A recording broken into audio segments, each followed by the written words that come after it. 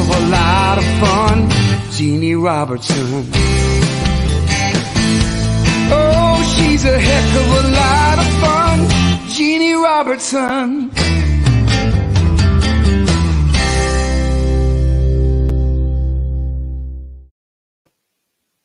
Well, hello, everybody. This is Jeanne Robertson, and I'm in North Carolina on an absolutely gorgeous day. Can y'all see it out the porch window? It's beautiful. It's green. The sun's out. A little nippy, but I am here for this weekly show that we do from noon until 1 Eastern time. We have a little problem.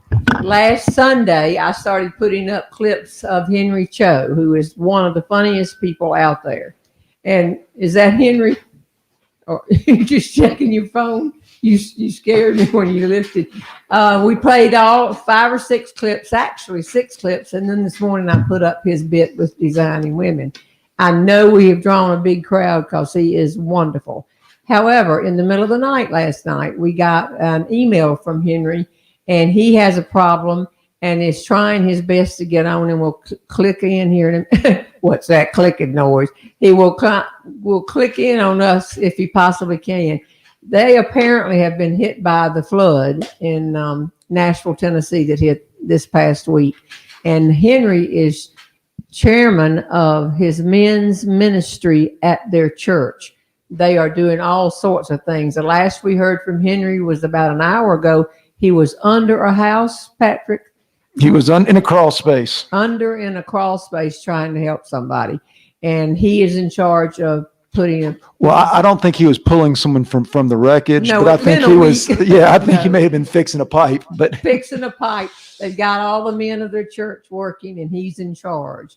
So he's not real sure that he's going to get here. He's going to do his best. He's going to do his best. And so I know you're disappointed. I am too. But we will either have Henry today or we'll have him another time. In the meanwhile, the last hour, Tony, Patrick, and I have planned a program. And we think it'll be funny too. And we think he may click in any time. And he might have gone to Boldly Go. Gone to what? Boldly Go. I don't know what that means. You didn't watch the clips all week. No, I didn't. I've been sick. Didn't you watch Star Trek? Boldly Go, where no man Oh, has Boldly ever Go. been? Yeah, I Well, he understand. had a friend that said, when are they going to Boldly Go? I know all his material. I've studied him all week. But so know that we're disappointed, but we are regrouping. So let me just tell you a couple of things. If you are in the Nashville area, I would like to say that Henry will be at the Grand Ole Opry tonight. I can lead from that to April 23rd and 24th. I'll be on the Grand Ole Opry in Nashville and be working with the Nashville people while I am there. So you might want to make note if you are in a drier area of Nashville tonight and want to go to the Grand Ole Opry. We like to start the show by giving away prizes every Saturday. And so what we have right here, people who wrote in and asked Henry Cho questions or just said, I want to enter the contest. Now, we throw everything away, well, put them over to the side when a new month starts. So your odds of winning prizes are better at the beginning of the month. And we are at the beginning of the month. Somebody just said, was this a late April Fool's Day joke? No, it's not. But this is going to be a great show because we are optimistic. And so I'm going to draw a name. Tony, you ready to give a prize? You can have your choice of my book, Don't Bungee Jump Naked, or the baseball cap, Left Brain. And this goes for the whole, we won't keep repeating this for the coming hour. You can get a baseball cap if you want it. You cannot get the audio version because we're going to give one of those away, but you can choose any of the 9 CDs or DVDs when you win a prize. All you do is post to Tony, give her your snail mail address, and Tony is TONI at JeanneRobertson.com. There is no I in Jeanne. So let me draw the first name for a regular prize right here today, and the winner is Elizabeth Canutti, K-N-U-T-T-I. Now listen, Elizabeth, put this in on Thursday night. I did a pop-up Thursday, and I had on a beautiful necklace that I'd gotten at a consignment shop or a flea market last week when I was in Savannah with Jane, and I didn't know the color. I called it purple, but you called it aubergine. You ever heard of that, Tony? It's spelled like Auburn for a while. AUB, and then it's ERGINE. Have you heard? No, but I've heard the word. I wouldn't have known it was a shade of purple, stone, but apparently or maybe so. it's a color. Okay, but anyway, Elizabeth, congratulations. You win the first prize of many today. No telling how many things we'll give away today. So here's another prize. And this winner is, and it's everything but the audio you can choose from, Linda Hodgkins. Anniversary blessings to Jeannie and Left Brain. Jeannie and Left Brain had one of our 2 anniversaries yesterday. The reason I always say 2 anniversaries, did you get that HODGE? Oh yeah, Linda made us those beautiful note cards. I think. Remember? I remember. Oh, I should have brought some up here. We've been scurrying the last hour. But Linda, everybody else, we got married on Good Friday. So I always, as a young woman, would say, you owe me 2 anniversary gifts. But then he said one time, you owe me 2 anniversary meals. Are you cooking? And I just forgot that whole thing. So when we got married, it was April 12th, but it was Good Friday. So when she said that, she's saying about yesterday. And so that's 2 prizes that we've given away right now. And speaking of going way back, I have bad news for people around here. Before you tell your news, you do have a question this morning that said, how did you and Left Brain meet? So that will lead you into your first date. Well, I was a lifeguard at the swimming pool in Graham where I grew up. And somebody came up named Bobby Boswell one day and said, I have somebody I want you to go out with. In other words, a blind date. He didn't say he's going with somebody else and she's going out of town next week and that might be a good time to try it. But he said, don't you play bridge? And I do play bridge. And he did too. And Left Brain called me. He also said, we will eat first and then go over to a couple's house that he knew to play bridge. I dressed up. I thought we were going to a restaurant. And I would say we did go to a restaurant of sorts. We went to Jim's Tasty Freeze. And Tony, I'm sorry to be the bearer of bad news. It's closed this week. It's Jean Mann's fault. She put it on Facebook, so she was sad too. It was an April Fool's Day. No, it was April Fool's Day, but apparently not an April Fool's Day joke. So 58 years later or something like that. Oh my gosh, I can't believe that. We usually, if Left Brain weren't sick, we go down there and I ordered a cheeseburger. He ordered a hamburger, and that was my first clue because the cheeseburger was 10 cents more than the hamburger. And being cute, I said, you know how you are on a first date. Some of you have heard me tell this. I said, you don't like cheese? And he said, I love cheese. I just don't think percentage-wise it's worth 10 cents to add a piece of cheese. And I said, if you ask me out again, I'll bring some cheese and you can just save money because I knew he was a little bit frugal. Darn, the Tasty Freeze is closed. I like for things to stay the same in my world. I like things in order. I know. I sound almost Left Brain, but that's not going to be. So I just want to make a comment. We have finally gotten a comment that we've never had before. That my mic's too loud? Tony's mic is too loud.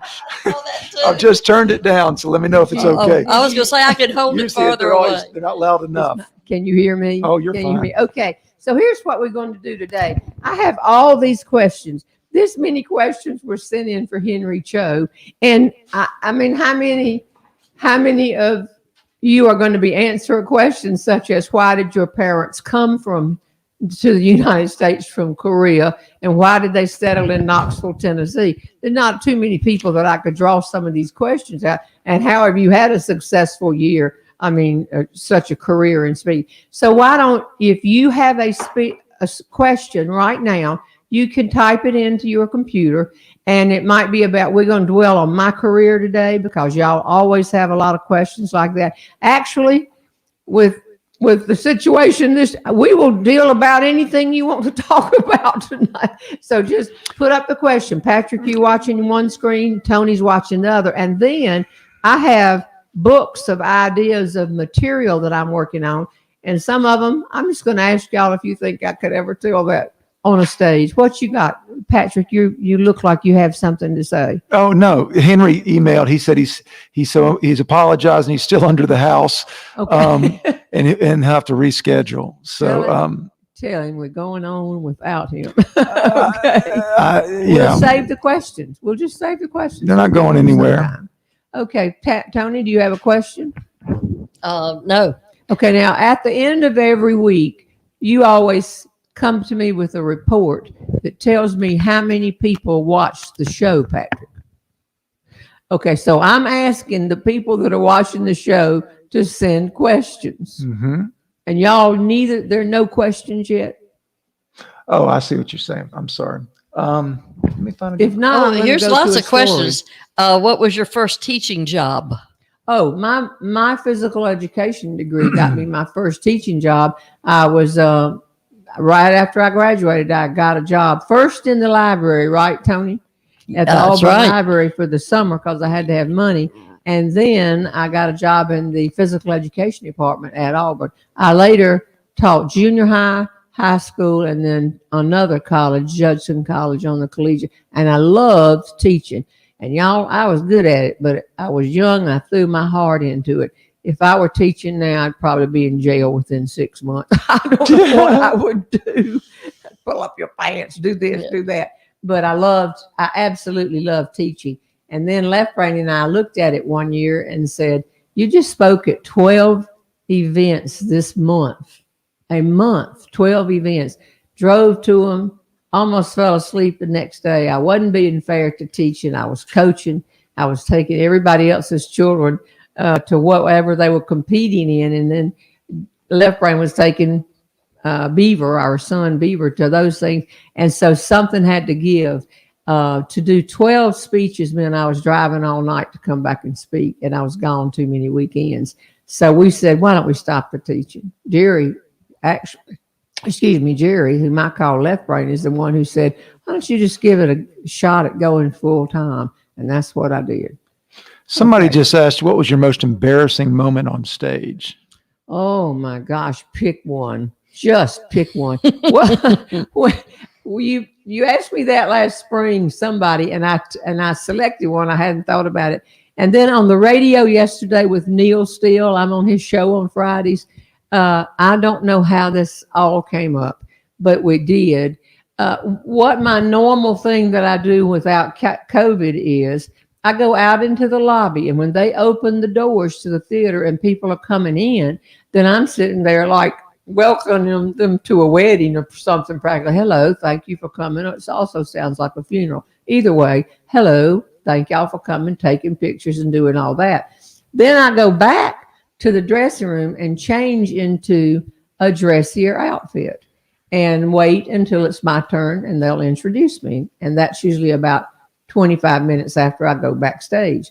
So I wear, because I'm in the rocking chair now, because of breaking my knee, I said my knee, I didn't break it, I had the knee replaced on the femur when I broke the femur. I'm still sitting in a rocking chair on stage. And so I wear slacks, beautiful slacks outfits that Jane Tucker from New York City has helped me put together. But I wear knee highs. Now, Irma Bombeck said that if you really want encouragement to lose weight, put on a swimsuit and knee highs in January and stand in front of a mirror naked, except for those two things. And I can tell you that's the truth. And every woman watching this today knows when you wear knee highs, they can cut into your legs. So when I go back into the dressing room, I have a habit of pushing my knee highs down so that they roll up around my ankles, like you saw your grandmother do, but they didn't have knee highs, did they? Just whatever they were wearing, their stockings, they would roll them up or down around their knees. And so I was on stage right in front of the audience there, just a few feet, because I like to get up near the people. And an older gentleman, and I'm 77, so you can imagine if I'm saying older, started with his finger just jabbing, pointing down at my legs. And it was one of those things that happen when you're speaking And then you look another way and you talk over here and you talk over here, but you're very aware of what this person is still doing. And when you look back, he starts going further. And he was trying to point out to me that around both of my ankles, and when you cross your leg in a chair, there are these rolled up knee highs. Then on stage, I finally stopped and I said, "What are you doing?" And he said, and I looked and the knee highs were all the way down. So I brought them, then I had to on stage roll them up. And it was hilarious. It absolutely, everything like that happens is funny to me. And it's a piece of material. I come home then, anything that happens, I have a journal that I keep and I start just putting the ideas down in books. And then when I have a chance, whether I'm on an airplane or home or what, I start working on stories. The next step would be to try that story out on Tony or Patrick or anybody else. And Tony, you'll tell me, you'll say, I don't know. Or you'll say, they're going to love that. And Patrick says, I got a better punchline. And then he gives me a punchline. So that's the way we work around here. And it works very well. So the knee highs down by my ankles were good. I think last spring when I talked to y'all and somebody asked that, I was being funny and had a brand new curtain in Thomasville, North Carolina. And I was emceeing the Miss Thomasville pageant. And they were so proud of their curtain. They were, as we say in the South, they were right proud of that curtain. And so I said something about thank you. And I thought they would pull the curtain and they didn't. And I said, thank you again. And I sort of looked over at the curtain man and he's staring at me. So I walked over, got the edge of the curtain and jerked it to pull it and close and pull the whole brand new curtain off of the whatever it is that was attached to at the top. It got to the center of the stage and would not move. It would not go left. It would not go right. And we still had to do the pageant, including the talent, which they then had to change and put in front. That was a little bit embarrassing. I have a picture of it from their newspaper. I would say that was embarrassing. By the way, I just used a Southern phrase.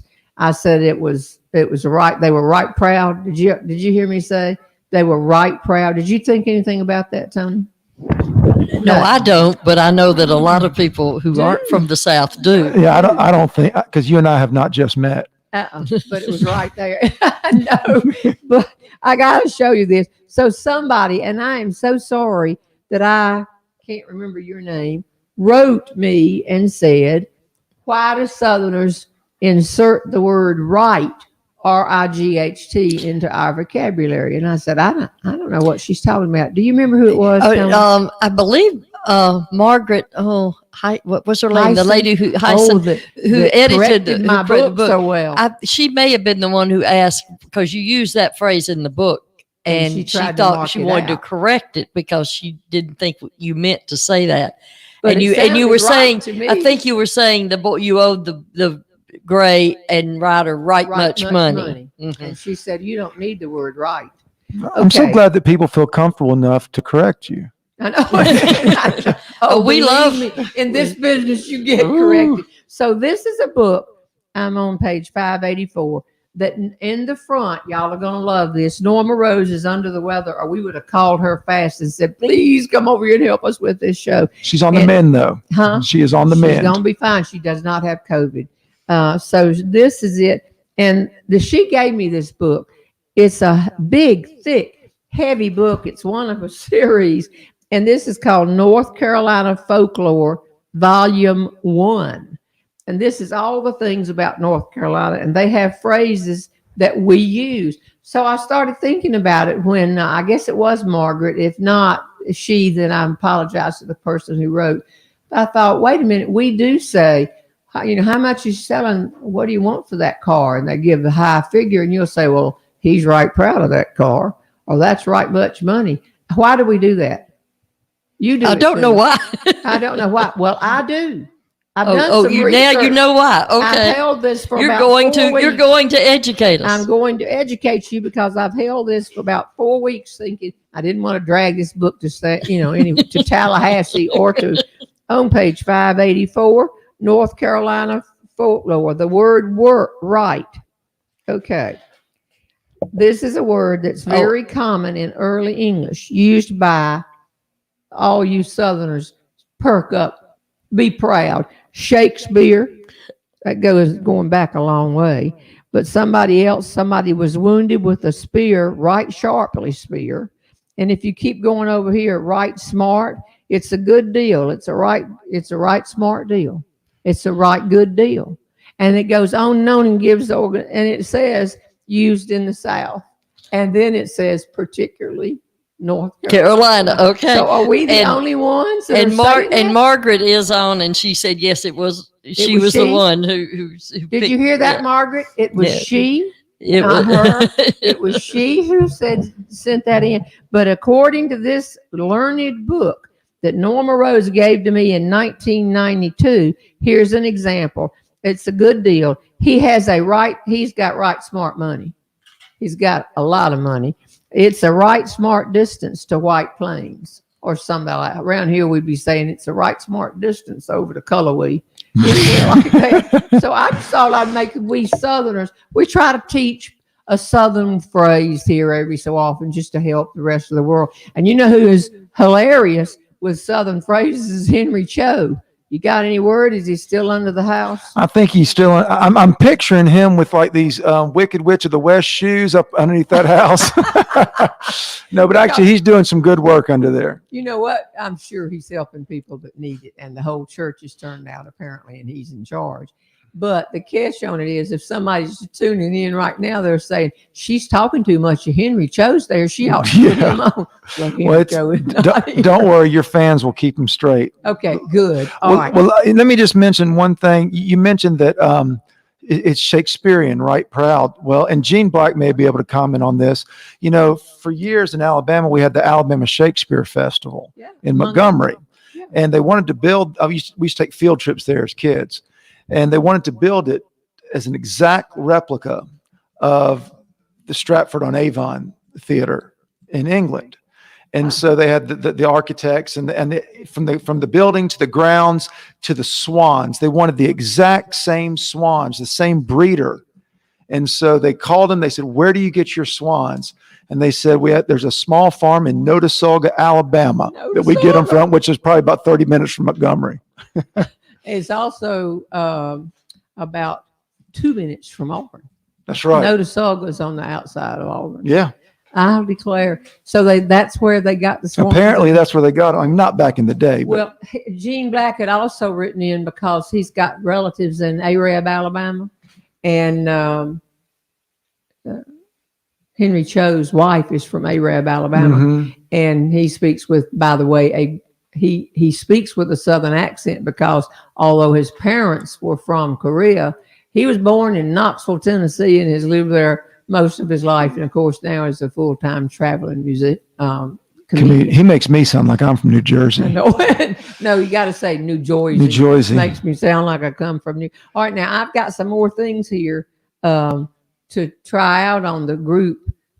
If you don't have a question, Tony. Nobody's asking questions. Oh, lots of questions. You're going so fast, I can't keep up. Okay, how about you, Patrick? Someone thought Patrick looked right handsome today. Right handsome. How much weight have you lost, Patrick? I've lost almost 40 pounds. Now it's time to quit. Now it's time to start eating ribs. Start eating. Eat.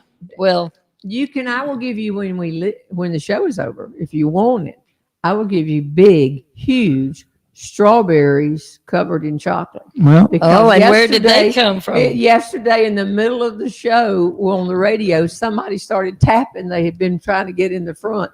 They started tapping on the door behind me. Y'all have seen the door when I do the pop-ups. It's behind me.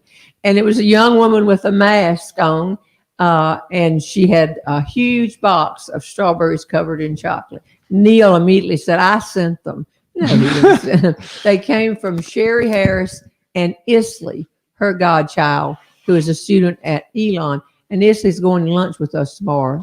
Did y'all get a reservation? Someone did want to know if you were cooking Easter lunch. Yeah. Well, if you want a peanut butter and jelly sandwich. Jeannie made excellent reservations. Yes. Although I like this Jean Wiley. Jean says, "Can I put ribs and French fries on a charcuterie board?" Yeah. I hope so, You know because that's what we're having But for she dinner even tonight. knows all you got to do is make it a charcuterie board. It's just throw some grapes on there. Anything you have, put a peanut butter and jelly sandwich, just throw some grapes. some You got grapes. a charcuterie board. Somebody has suggested that we get a whole table full of flowers. Flowers like that grow pretty, not that we make a cake with. Fresh I know flowers. My accent is bad, huh? Like fresh flowers. Fresh flowers. Like from a And flower bring back shop. The same 5 people we had here with the charcuterie boards. Get some instructions No. on how to make an arrangement and let y'all go to town. Why are you shaking your head, Tony? Because I'm worse with flowers than I am with food. Oh, okay, I got it. All right. Nobody else. Neither of you has a good question. I will pursue this right here. So I'm looking at some different. I try out material, and sometimes people will say, "Jeannie, you can't tell that. You can't. It's not dirty. It's not off color. They just say you can't do that." Patrick, your daddy used to tell stories using the word armpit. And I kept saying, you can't keep using it. And then he'll say, well, you're using this. That's a telephone. And it's yours. I thought I was in trouble for a second. Okay. Hello? Hey. Yeah, I'm in the show. We're in the show right now. I just told about it. I'm picking you up tomorrow at 20 till 12. Is that okay? Thank you for the strawberries. We're chocolate. eating. But I own the show. What? Pick her up at 20 till 1. We're eating at 1. Oh, 20 till 1. 20. But I'm on the show right now because the person is not here who was coming. So let me get off and fill in. Is it an emergency? Okay. No problems. I'll talk to you later. Bye-bye. Okay. What should every speaker do before they start something? Try turning off your phone. Turn off your cell phone. I'm sorry, but you know. Well, I'm assuming that was Isley. She's always worth answering. Yes, we love always, Isley. Guarantee. She sometimes can come and help. So what I do is, I didn't know this was even. I thought I was in trouble for a second. No, I think I had it up hoping to hear from Henry. I guess he's still under the house. It doesn't matter. So what I do is I try out pieces. I get the ideas off my journals. And then you asked me this last week in Savannah, what's the process for putting a story into a program? Sometimes it's a gift from God. It's like heaven opens up and he says, here, Jeannie, this is perfect. And you can tell it. Most of the time it's not that way. For example, if you've heard A Mother's Revenge, when I say in there that I waited 29 years until I got the punchline, I don't say it like that. But the punchline, I'll say 29 years later, 29 years. I wouldn't want to wait 29 years for punchlines to every story. But a lot of times you have a story that's it just doesn't happen. And you ask people to help you. And so I have a list of things here that I thought I would try. And you know what's bad about this? I hear no response because it's not a two-way street. Nobody's zooming in. So let me tell which one of these that I might try. We actually had a this question Okay. first that said, how do you get your punchline? And I didn't make that up, which is what you're going to talk about. Well, y'all won't. This is my hobby. I'm very lucky. You've asked me so many times, do you collect anything other than beavers? Do you have any hobbies? I haven't even shown you the clowns or the china or all the stuff I collect. However, my hobby is writing stories. And this right here, I just ran downstairs when we got the word from Henry and started just absolutely pulling out tablets that I keep with me. I don't put it all in the computer and looking at them to work on stories. So I thought maybe I could run a few of these by y'all. And I already know that on some of them you're going to say, no, I don't know that. Let me give you an example. How many years ago did we have the bed bugs? 10? Maybe. Oh, it's the worst thing. If you've had bed bugs, y'all, it's the worst thing. You can't get rid of them. You cannot get rid of them by yourself. You got to call in the professionals. And the stories just got worse and worse. And Left Brain had said they come out at 3 a.m. and they're near where you are because they're like mosquitoes and they suck the blood and all this kind of stuff. We were eaten alive, but of course I wasn't eating like he was because I would fly away. And the other, of course, is I probably brought them home out of any hotel room that I have been in, because you can be from the Ritz Hotel to the 2222222 hotel, whatever the name is, and you can get bed bugs. So I worked on a lot of material, and I was speaking to the Dallas chapter of the National Speakers Association, and this was just happening. And of course, we had to fumigate and get hazmat in here and everything. It was awful. And Jerry was eaten up, just beaten up. And I told him the whole story, and I tried it twice, but this was just around a table with about 20 other speakers, and the looks on their faces. And I said, I can't tell that, can they? And they said, you scared us. I don't want to go to a hotel. And then I was working for Dan Maddox and I was the American Payroll yes Association, and San Antonio. I told Patricia Fripp, I said, listen to this new story about we've had an ordeal with these bed bugs, and told her, and she said, I think, because she's British, this is my imitation. I think not real good, but it is a it is mistake to do this. These people are staying in this hotel, and this meeting planner got their rooms and did all this, and it just hadn't worked. So I don't mind hearing and here's one that this will be interesting to see what y'all say. Well, first I'll tell you one that I think will work. I've tried it sparingly, but I tell the baton story.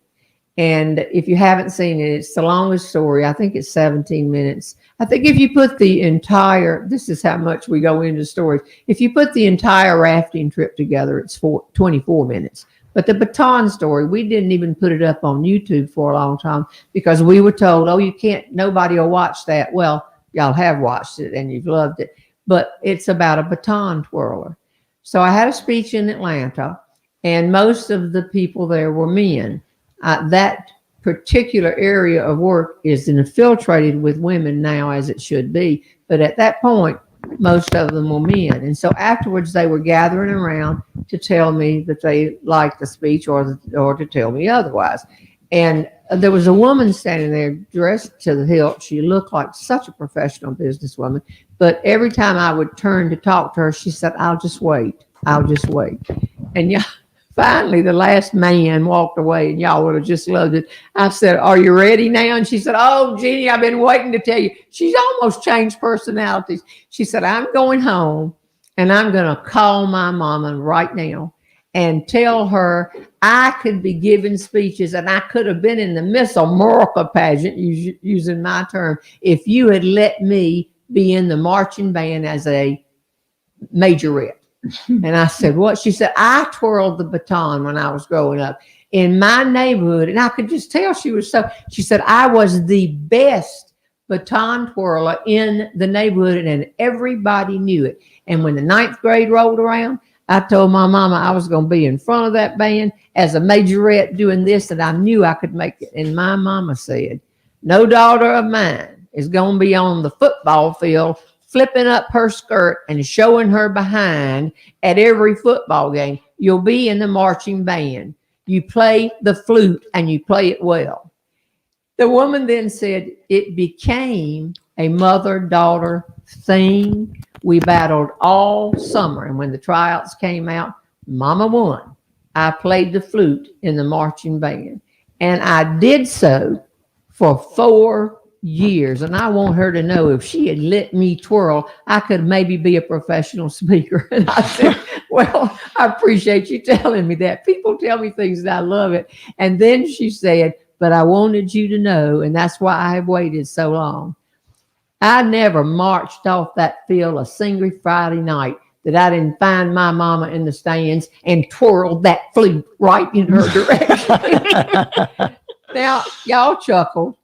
We don't have any idea if anybody listening in chuckled on that. No, they're chuckling. No. And then I was telling somebody about it, and they said, did she try to toss it like a baton?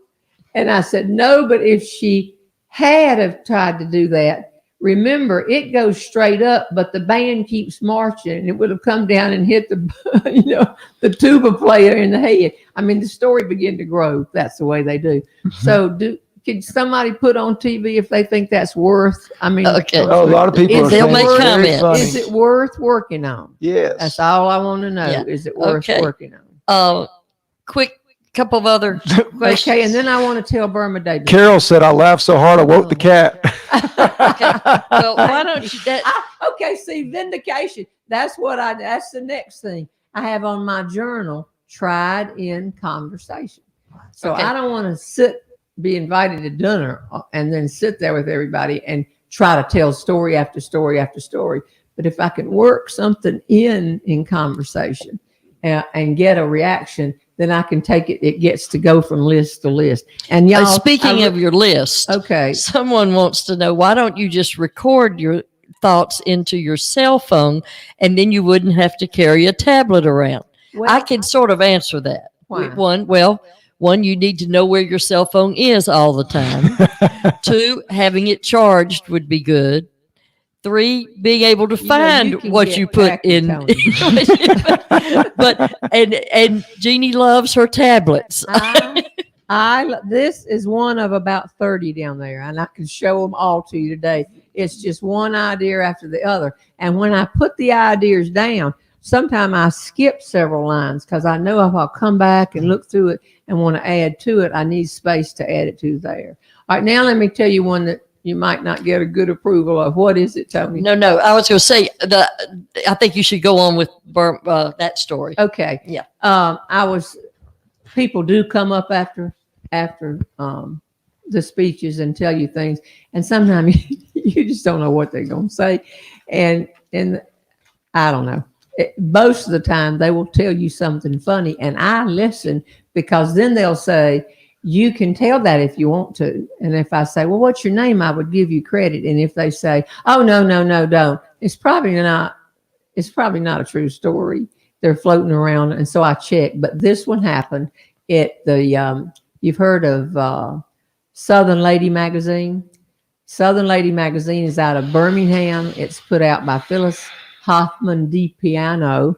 And it's a great magazine. Hoffman Media, I think, has about That's right. That's right. 10 different magazines. They do a lot. Taste of the South. I'm not sure what I'll taste, but they used to do a lot with teas, TEA, like yes, teas. let me remember? digress. Taste of the South, my good friends, but they wrote, I gave them the recipe with the pound cake to use in an article, which they did. And then they called and said, could I do a monthly feature on recipes? And y'all, what would I do the second month?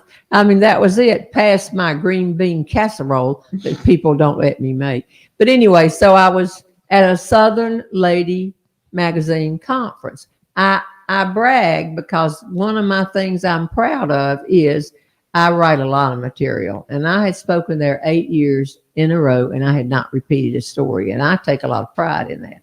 So the same as in the night with the woman, with the very few, this was all women, but there was a woman close to my age, very coiffured. Was that a word, Tony? Coiffured. Coiffure. She had her hair fixed. She had her hair fixed, and she's standing with a younger daughter, and she was made up the mother was just beautiful. And she stepped up and she said, and it's with her permission, I've written her. I know she wondered what happened. I said, could I tell this story about you? And she said, oh, yes, that would be fine. And, but it just, well, you'll see what I mean. So her name, she stepped right up and she said, my name is Burma Davis Posey. I was Miss Georgia in 65, 66. I hope it's not much later than that, Mosey.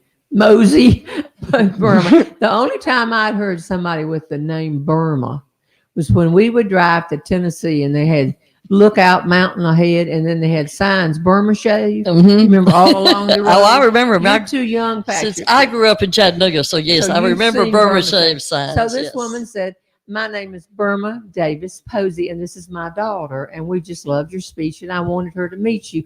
I feel like I know you because we were both in the Miss America pageant. She was Southern and coiffured and coiffured, and all that, but she spoke very good grammar. She didn't say the Miss America pageant. She said that. And I said, oh, when? And she told me, and I said, well, I was ahead of you a little bit, not too much, but I was ahead. And then I asked a question that people ask each other. If somebody comes up to me and says, I was in the Miss America pageant one time too, or I was in the Miss North Carolina pageant, the next question that people always ask is, what is it? 1968, and Carmen Bishop Pipkin is a friend of Burma's. Oh, well, I wish Burma were listening. Sometimes she does. Excuse me, 68. Y'all, just a minute. What is this? I don't know, but while you're drinking, several have suggested that Ryder and Gray will be selling those tablets when your ship comes in. Their ship comes in. And that's coffee. Okay. They're, I just love them, and I just won't tab it. So I said to her the question that everybody who's ever been in a pageant says, because we have so much in common. And I said, how'd you do? And the word how'd you do means, did you get into the top 10 and thereby get on national television? I mean, it's not a dictated code, but I've just noted through the years, people always say, how'd you do? And she said, well, I didn't get in the top 10. I think she said I was most talented. I sang opera. I was most talented non-finalist one night or something like that, or I got a talent award. And she said, as a matter of fact, Jeannie, she said, it ticked me off. It was like I was in the top 10, but I really wasn't. And I said, well, you didn't get in it. You didn't get in it, Burma. She said, no, I wasn't in the top 10, but I really was. And let me explain why. I roomed with Miss Florida, and she did the Charleston, and she got in the top 10. Now, here I am, a trained opera singer, and they recognized that, and I didn't get in the top 10. I just couldn't believe it. And she got in doing the Charleston. But it was okay because we were roommates and we were friends. And it was like I was a part of her talent. Well, I had never heard of another contestant having one of the contestants as their talent. If she said I sang and my accompanist didn't show up, maybe I could understand this is a pianist and she can come and play. But I said, how were you part of her talent? And she said, well, she did the Charleston, and take a lesson in this if you're younger and you want to be in something like this. She said, but she didn't just do the Charleston. She practically made it up. She did the same step over and over and over again, but she did the Charleston. She sold the Charleston. And I said, how did one do that? And she said she had a huge wad of bubble gum in her mouth. And in perfect timing, and I remembered seeing this because what she did was, I was watching it, I was 2 or 3 years afterwards, she would pull the bubble gum out and do it like this, right on key, and push it back in her mouth. And then she started blowing bubbles, and the bubble popped in time with the music. I was thinking to myself, if I had thought of this, I could have done this. I was earlier. I could have gotten away with this. For example, the bubble would get to here, and the piece of Charleston music would have some noise in it or something, and the bubble would pop. And all of a sudden, toward the end of the song, you realize she wasn't pulling that bubble gum back in her face.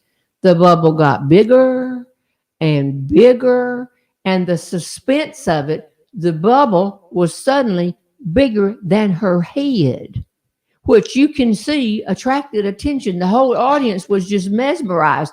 And on the exact last note of the Charleston, the bubble popped, the lights went out, and she ran off stage. Well, we knew, we were laughing so hard, everybody connected with the pageant. You wondered if she could do it that way over and over, and she could. And so I talked to her, since we were roommates, and I said, I think you're going to get in the top 10. And she did. And I said, I can't. She got in the top 10 doing the same step over and over and blowing the bubble bigger than her head. She said, If you had seen it, Jeannie, and Swanee, I think I almost did. And in getting material to see if I could work this into a story, I looked her up. And it said that everywhere she went that year as Miss Florida, they gave her bowls of bubble gum.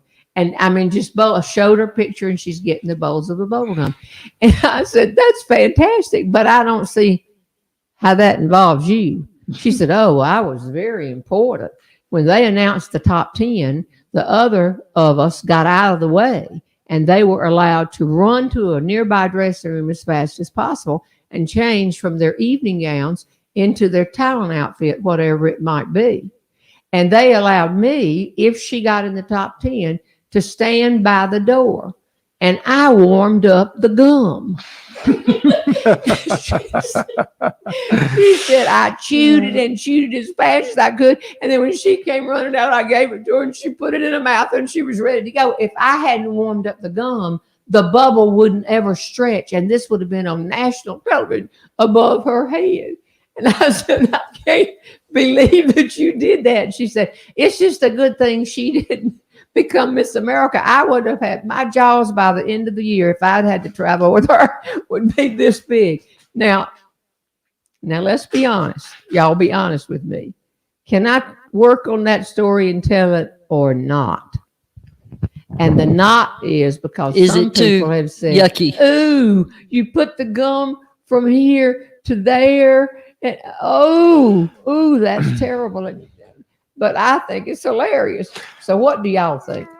Well, you know what I think. What do you think, Patrick? Of course you can use anybody who gets upset about that. Hey, I've never told you that story, had I? That's funny. How about you, Tony? You've heard me. Oh, I like it. Someone said it wouldn't work with COVID. Well, of course not. You can't blow bubbles wearing a mask. But 68. Hard to blow bubbles with a mask. You can't blow a bubble wearing a mask. But 68, yeah, this not work with COVID.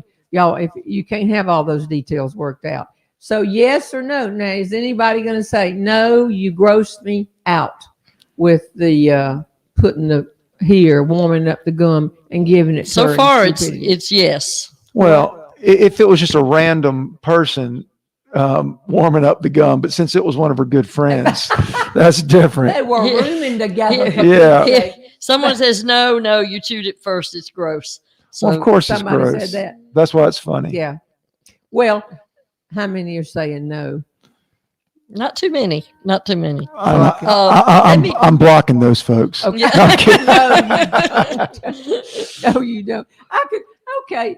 It's the same as when I did it. I've tried it with friends before, and some people just immediately go, oh, that's horrible. That's horrible. But some others think that they could see that happening, and it did happen. So I called Burma Davis Posey and asked her if I could tell this, and it must have been 3 or 4 years ago. And she said, yes. And I never have because it'll be gross. No. That's okay. I'll tell it. What? I'll tell it. Yo, Patrick will take the story and tell it. Oh, Patrick, can you turn the camera? Can they see that divan right there? The Molly maids came this week. And when the Molly maids come, then when they leave, if you have a sofa or something, they have scraped something across it. Can you see? It's called a vacuum. It's called a vacuum, Jeannie. It leaves marks when you vacuum. It's gorgeous. So it's just so what I want you to tell is a story that I'm chastising you about. I want you to work on this because it's true, and tell them about since somebody brought up COVID. Well, so a year ago when we went on lockdown, and I saw a year of work disappear like all speakers did, I started panicking. So I started making a list of all of my recurring monthly bills and seeing what can I get rid of. And so one of the best things I ever did for my marriage was to get Molly maids. We have housekeepers come every 2 weeks, and that way we don't have to spend our weekends cleaning bathrooms and scrubbing toilets. And when I say we, I mean my wife, Leslie. And so every couple of weeks they would come, and it just made our world a lot easier. Well, when the COVID hit, I thought I can't afford it. And so, but I couldn't tell Leslie that I was going to get rid of the Molly maids. And so I decided I have a solution. And so I went out and I bought a bunch of cleaning materials. I bought a bunch of toilet scrubbers and rubber gloves and Lysol, but I didn't want Leslie to know that I was doing this. And so I snuck it back in under my coat and I hid it around the house. So when she went to work on Monday, I started cleaning and I started scrubbing toilets and mopping floors. Did you let the Molly maids go? Oh, yeah. No, I told them, I'm sorry. I told them, don't come. And so I let them go, didn't tell Leslie, and I started scrubbing. And so what took them about an hour took me 4.5 hours. And so Leslie got home from work that evening and she went, Molly maids have been here. I said, yes, they have. And then I hear from the kitchen, well, it looks like they missed a little bit over here by the refrigerator. And I thought, okay. And I said, well, I'll have a talk with them. A couple weeks later, Leslie went to work. I pulled out the rubber gloves and I started cleaning. And she got home and she said, the Molly maids didn't clean behind the toilet. And I said, wow. And so next week or a couple weeks later, she came home. She goes, Patrick, the Molly maids are doing a terrible job. They didn't even clean the microwave. And I thought, microwave. And she goes, we need to just let them go. I said, I'm already one step ahead of you. So I think that's a story that you should tell. Well, and tell it fast as you can. Of course, if we get a lot of speeches, we would have it. What time is it? We need to give away more. I want you to say, by the way, 10 minutes. Oh, will you switch and sing just because you just told that story?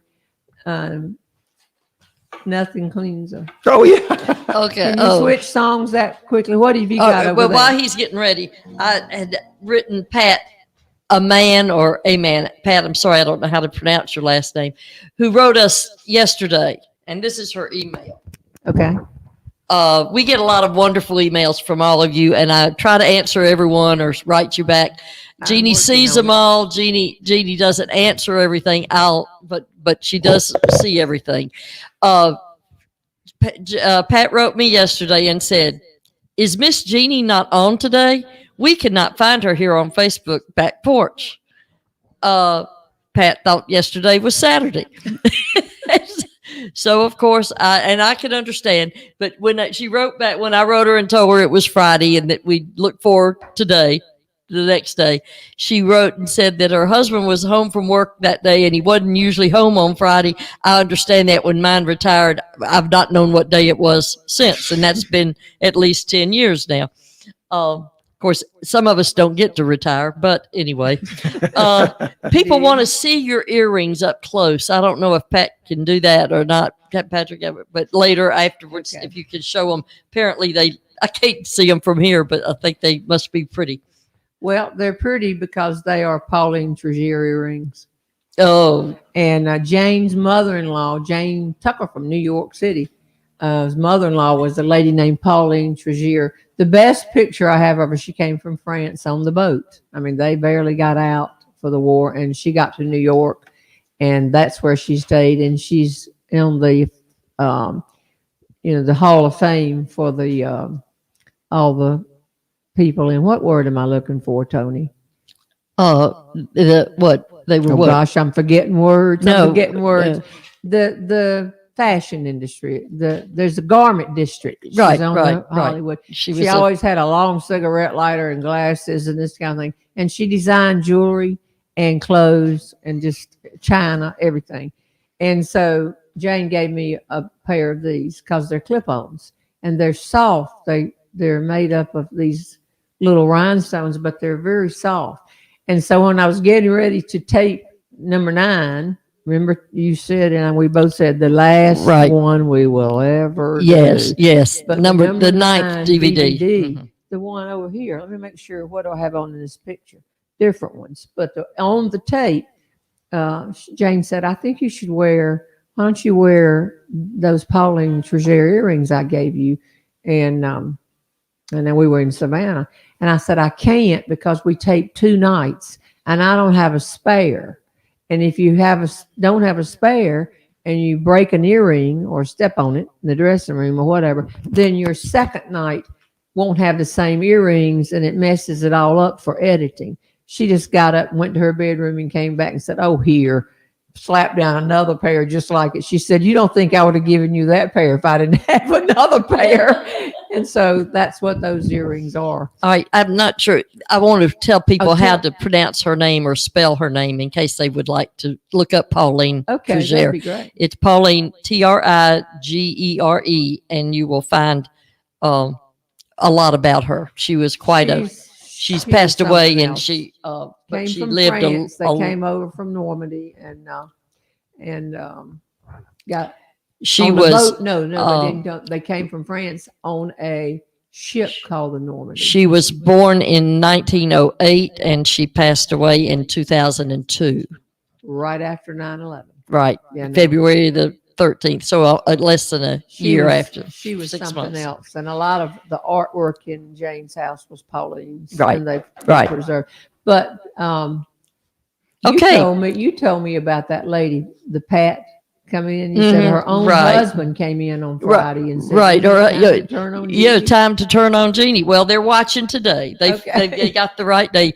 Yeah, I said Y'all it wasn't give just me Pat. so much material. It's wonderful. I If know. can sing it. All right, Pat's go Will you sing. sing the song I asked you to switch and sing? Sure. Okay. Because you just told about cleaning the house. That's right. Well, it's been so long since I've done some of these songs. I used to do them every week. Yeah, somewhere. So I always introduce this song by saying that I've not always been as lucky in love as I am right now.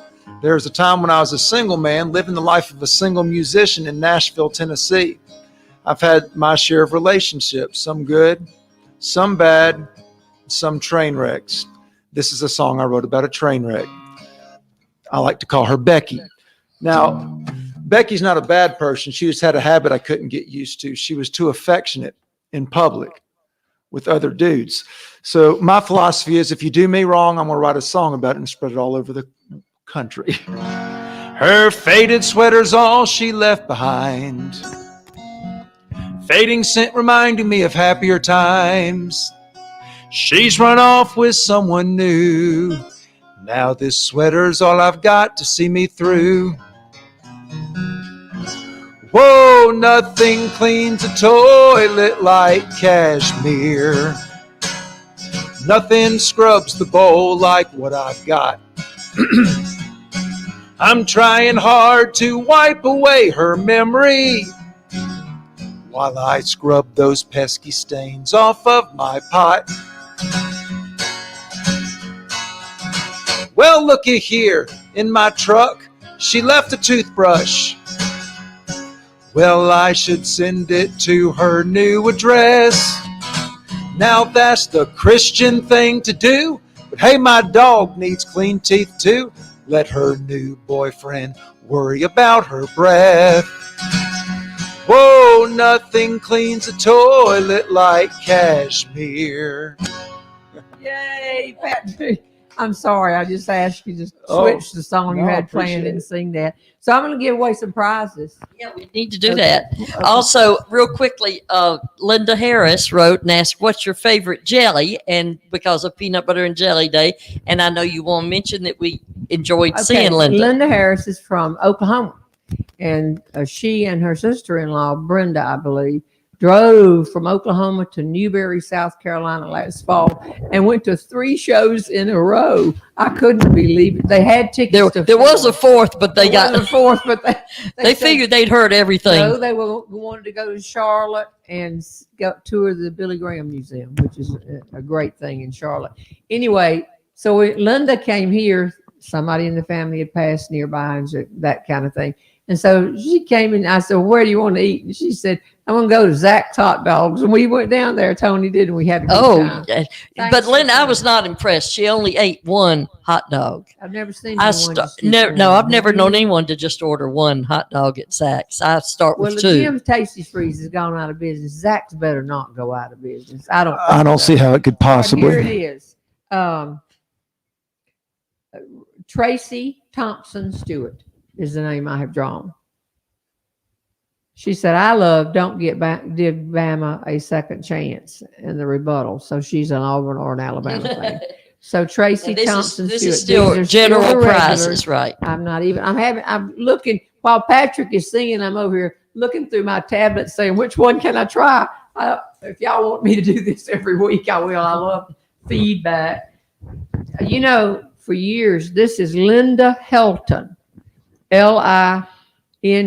Looking forward to Saturday's show. Henry Cho is so funny and doesn't shy away from saying he's a Christian. Give me the name again, please. Linda Helton, Helton. And for those of you who might be joining late, there's a little something that's come up, floods in Nashville, and Henry's in charge with being in charge of his men's ministry at his church. The last we heard, he was under a house, correct? That's right. Yeah. I'm sorry. I'm laughing at this woman's comment. She says, you're worried about the gum story and you're going to let him sing a song like that? No, and see, what y'all don't understand is anytime a group of people laugh at one thing, if you can make a note of it, it can turn into a piece of material. On the baton story. And let me just say this. Okay. Jeannie physically tenses up every time I sing or say something because she doesn't know exactly what I'm going to say. So don't blame her. So I Verna requested that song. That's true. Verna Christian asked if it's on your CD, and it is it not? Yeah, if you go to Married Amazon, Man? Amazon, go to Patrick Henry Married Man, you can download it. Patrick Henry Married Man. It's a CD. Okay, and you didn't tell what's your favorite jelly. People said you didn't answer that. Do Well, you have know, one? Whatever, I have a jar that somebody gave me for Christmas. If I can get it open, I'll probably slab down some grapes. The one with the least old expiration date, right? Thank you, Tony. I appreciate that. You want me to go get jelly out? If it's not molded over on the top, that's my favorite. Over on the jelly and peanut jelly doesn't get molded at my house. Well, no, we eat. Well, that's because it's a staple. It's the only thing. It doesn't get molded at my house. Because ever since I married Leslie, nothing stays in our house beyond the expiration date. Okay, well, I don't know about that. Okay, an example. These books have these one-liners in here, and I think I just casually said to Tony one day, I've got to go get new pictures made. I hope they can airbrush them. I hope they can make, and I have down here at the time I was 73. I'm 74 now. No way. 77 now. Excuse me. What did I say? 74. Oh, no, I'm 77. So, but your comment was, why don't you just start saying in your speeches that you're 86? I think you look good for 86. So I just wrote that down so that can become a punchline. The punchline on the baton story, I'm going to tell y'all a big secret. The punchline on the baton story, which came out I recorded in 73, I think. Started telling it in 73, if you can imagine. And the punchline came from another story.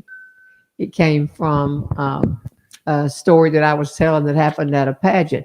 The punchline was funny, but it didn't really add to that story. But the minute I got the baton story in Eastern North Carolina one night watching, I knew I had the punchline already. So that's what you do. And it's so much fun because left brain will say sometime, well, I will go somewhere and I'll tell a story, work it into conversation, and he'll say, well, you about got that one down right, haven't you? So we just work on it all the time. You got a question? Okay. You're saying wrap it up. I was talking too long on that. No, it's after one. After one? Oh, no. Where's Henry Cho? Yeah. You heard right? I think he's still underneath that house. The house. Henry Cho, a no show is Henry No Cho. show. No, he called us. He is told helping. us he'll make Yeah, he's definitely not blowing us off. He's definitely he's not blowing us off. doing the Lord's work. He's doing for his neighbors and friends. And so, Henry, that's great. This is the 7-hour and 20-minute CD of stories that made it into the book and taping. This was fun today. Did Someone like actually asked if you write your own books. Who do they think would write them for you? I do my stuff myself. They say you can get a ghostwriter and all, but then I'd be telling them that's not going to work. You need to be a lot more famous before you need a ghostwriter. I know. No, thank you, Tony. I'll have to hurry. You'll have to hurry. You'll have to, all of us. This is my hobby. I would rather put together a story and then be able to tell it and it click. And I mean, really click, and the audience go nuts. And if you can have a big punchline at the end. And my biggest problem is the stories are a little long sometimes. But what we learned is you take a line like this when you start taking the story, and if they laugh, you go up a little bit, come back down. Every time, for example, if you listen to the baton story that's 17 minutes long, the last punchline is the biggest. They'll applaud. But all through that timeline, you've got really funny stages. I think the hooker line is in there in the middle of it. It sounds like I'm telling a different type of material. But remember, I shot hook shots for my talent. So let's give this away. And if I'm sorry again that you came and got ready, but wasn't Henry Show funny with the 7 clips I put up about him this week? We'll have him another time, I'm sure. We have 3 more people already booked that'll be 2 of them we know for sure are coming in. So we'll keep you in touch. This is it. So this is an important draw right here. This is our most expensive item, right, Patrick? That's Patrick right. Gets a commission because we taped this, and we taped it with my Southern accent. We didn't hire somebody. So this is the winner. And if you don't have any use for these 7 CDs, it's not my 7. This is of the book. Then please give it to some place that has folks that would give anything to spend some time right now in particular with listening. And the person who wins this, oh, great, Stella Brand. Stella Brand. Hello from Sperry, Oklahoma. You have won BRAND. Mm-hmm. Okay. Like Brandon yourself. Well, y'all, thank you for your patience. I hope you stuck with us and we had a good time. If you want me to do this sort of thing anymore, Tony, you're putting the microphone to your mouth. Why? Just holding it. I'm so aware. If y'all move, I'll stay. Someone wrote that they had found a typo on the audio CDs. That doesn't make sense. Well, no, On the back. You knew there's a typo? No. In the intro, you said you might even find one on the audio. Oh, yeah. So I'm Well, sure. what they find on the audio is when I started ad-libbing extra stuff and then telling what. But I think we've had a right nice time, don't y'all? I think so Right. too. Thank you. See you Right, next nice. Saturday. She's a heck of a lot of fun, Jeanne Robertson. Oh, she's a heck of a lot of fun, Jeanne Robertson.